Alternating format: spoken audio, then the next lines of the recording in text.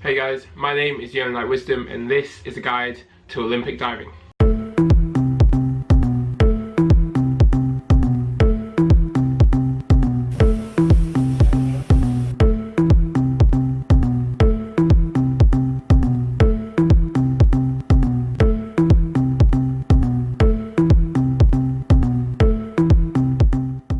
So we've reached the final episode of a guide to Olympic diving. As you can see, I've arrived in the Commonwealth Village. As you watch this video, the games have begun. Before I start this video, I just want to say thank you for watching this series, and I hope that you can now watch my events with a little bit more understanding and a little bit more context around my sport. The 3-meter springboard is my event, the event that allowed me to become an Olympian.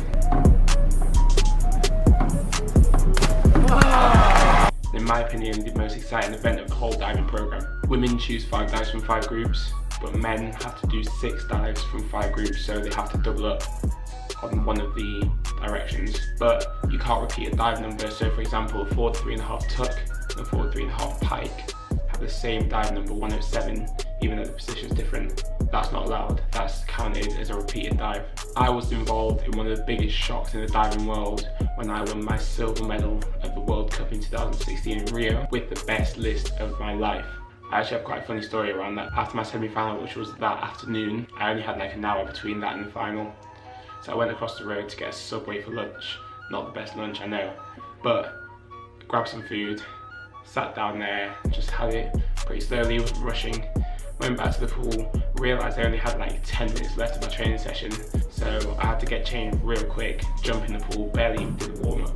Did a set of my required dives, which is like the first 5 easy dives that a junior diver would do. That was it, that was my training. Got into the competition and literally had the best event of my life with the worst preparation. Very, very bizarre, very rare. Wouldn't recommend trying it because it doesn't work all the time. China's Shi Mao is virtually unbeatable in this event. She has won pretty much every single 3-meter event that she's taken part of since 2014. So that means she is the world champion and the Olympic champion currently. Chao Yuan from China was the Olympic champion in 2016, but his synchro partner, Shi Si, won the world championship in 2017 in Budapest.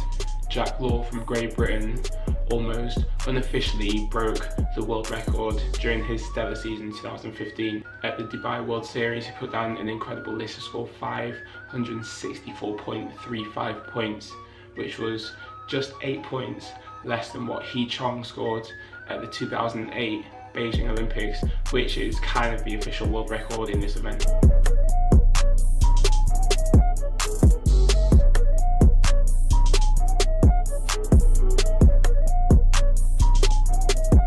These games, Australian diver Esther Chin will be looking to repeat on the title that she won in 2014 in Glasgow.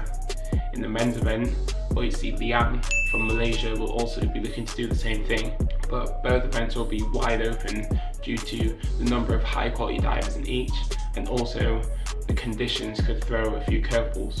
Well, that's it for the final time. Any comments you have, drop them in the box below and I'll get back to you as soon as possible. If not, thank you for watching this video. I will not see you next week because this is it for this series. But make sure you subscribe to my channel anyway so you can follow my progress through the Commonwealth Games and beyond through my Life of a Jamaican Diver series. Peace out.